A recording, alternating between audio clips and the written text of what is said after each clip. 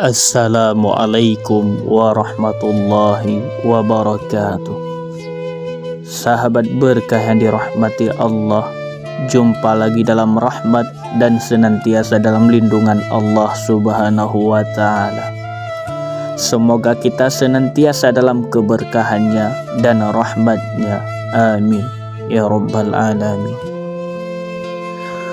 Pada kesempatan singkat kali ini, channel Sahabat Berkah akan membahas sebuah kisah tentang kisah Alqamah yang durhaka kepada ibundanya. Bismillahirrahmanirrahim. Diriwayatkan bahwa pada zaman Rasulullah Sallallahu Alaihi Wasallam ada seorang pemuda yang bernama Alqamah.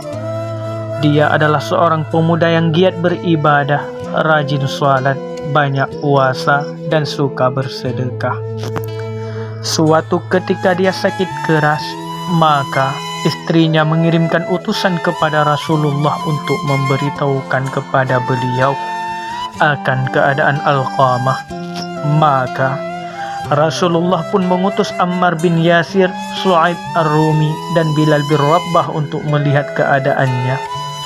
Kemudian beliau bersabda, "Pergilah ke rumah Alqamah dan talqinlah untuk mengucapkan la ilaha illallah." Akhirnya mereka berangkat ke rumahnya.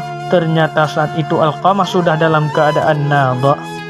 Maka segeralah mereka mentalkinnya, namun ternyata lisan Alqamah tidak bisa mengucapkan la ilaha illallah. Langsung saja mereka laporkan kejadian ini pada Rasulullah. Maka Rasulullah Sallallahu Alaihi Wasallam pun bertanya, apakah dia masih mempunyai kedua orang tua? Ada yang menjawab, ada wahai Rasulullah, dia masih mempunyai seorang ibu yang sudah sangat tua renta. Maka Rasulullah Sallallahu Alaihi Wasallam mengirim utusan untuk menemuinya, dan beliau bersabda kepada utusan tersebut, "Katakan kepada ibunya Alqamah, jika dia masih mampu untuk berjalan menemuiku, maka datanglah. Namun, kalau tidak, maka biarlah aku yang akan datang menemuinya." Tatkala utusan itu telah sampai pada ibunya Alqamah dan pesan beliau itu disampaikan, maka berkata, "Sayalah yang lebih berhak untuk mendatangi beliau." Maka dia pun memakai tongkat dan berjalan mendatangi Rasulullah. Sesampainya di rumah Rasulullah Sallallahu Alaihi Wasallam, dia mengucapkan salam, dan Rasulullah Sallallahu Alaihi Wasallam pun menjawabnya. Lalu Rasulullah Sallallahu Alaihi Wasallam bersabda kepadanya, "Wahai ibu Alqamah, jawablah pertanyaanku dengan jujur. Sebab jika engkau berbohong, maka akan datang wahyu dari Allah yang akan memberitahukan kepadaku bagaimana sebenarnya keadaan putramu Alqamah." Sang ibu menjawab, "Wahai Rasulullah, dia rajin mengerjakan salat, banyak puasa, dan senang bersedekah." Lalu Rasulullah Sallallahu Alaihi Wasallam bertanya lagi, "Lalu apa perasaanmu padanya?" Dia menjawab, "Saya marah kepadanya wahai Rasulullah." Rasulullah Sallallahu Alaihi Wasallam bertanya lagi, "Kenapa?" Dia menjawab, "Wahai Rasulullah, dia lebih mengutamakan istrinya dibandingkan saya, dan dia pun durhaka kepadaku."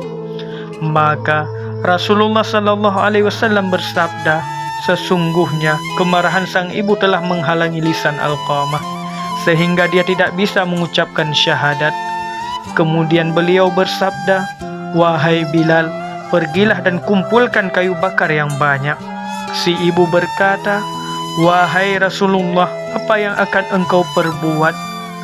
Beliau pun menjawab, "Saya akan membakarnya di hadapanmu."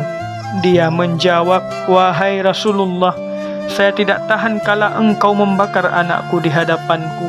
Maka Rasulullah Sallallahu Alaihi Wasallam pun menjawab, "Wahai ibu Alqamah, sesungguhnya azab Allah lebih pedih dan lebih langgeng kalau engkau ingin agar Allah mengampuninya. Maka relakanlah anakmu Alqamah demi zat yang jiwaku berada di tangannya. Salat, Puasa dan sedekahnya tidak akan memberinya manfaat sedikit pun selagi engkau masih marah kepadanya. Maka dia berkata, "Wahai Rasulullah, Allah sebagai saksi, juga para malaikat dan semua kaum muslimin yang hadir saat ini, bahwa saya telah ridha pada anakku Alqamah." Rasulullah sallallahu alaihi wasallam pun berkata kepada Bilal, "Wahai Bilal, pergilah kepadanya dan lihatlah apakah Alqamah sudah bisa mengucapkan syahadat ataukah belum. Barangkali ibu Alqamah mengucapkan sesuatu yang bukan berasal dari dalam hatinya. Barangkali dia hanya malu kepadaku." Maka Bilal pun berangkat. Ternyata dia mendengar Alqamah dari dalam rumah mengucapkan, "La ilaha illallah." Maka Bilal pun masuk dan berkata, "Wahai sekalian manusia, sesungguhnya kemarahan ibu Alqamah telah menghalangi lisannya sehingga tidak bisa mengucapkan syahadat, dan ridhanya telah menjadikannya mampu mengucapkan syahadat." Kemudian Alqamah pun meninggal dunia saat itu juga. Maka Rasulullah sallallahu alaihi wasallam melihatnya dan memerintahkan untuk dimandikan lalu dikafani. Kemudian beliau mensalatkannya dan menguburkannya. Lalu di dekat kuburan itu beliau bersabda, "Wahai sekalian muhajirin dan ansar, barang siapa yang melebihkan istrinya daripada ibunya, dia akan mendapatkan laknat dari Allah, para malaikat dan sekalian manusia. Allah tidak akan menerima amalannya sedikit pun kecuali kalau dia mau bertaubat dan berbuat baik pada ibunya serta meminta ridhanya, karena ridha Allah tergantung pada ridhanya dan kemarahan Allah tergantung pada kemarahannya." Allahumma salli wa salli wa barik ala sayyidina Muhammad. Sahabat berkah yang dirahmati Allah, semoga kisah Alqamah menjadi renungan buat kita agar kita lebih berbakti lagi kepada orang tua, terlebih-lebih bagi kita yang masih memiliki orang tua. Karena Allah sudah menjelaskan ridha Allah terletak pada ridha kedua orang tua. Sekian, semoga bermanfaat khususnya bagi saya pribadi dan umumnya bagi kita semua. Akhirul kalam, wassalamualaikum warahmatullahi wabarakatuh.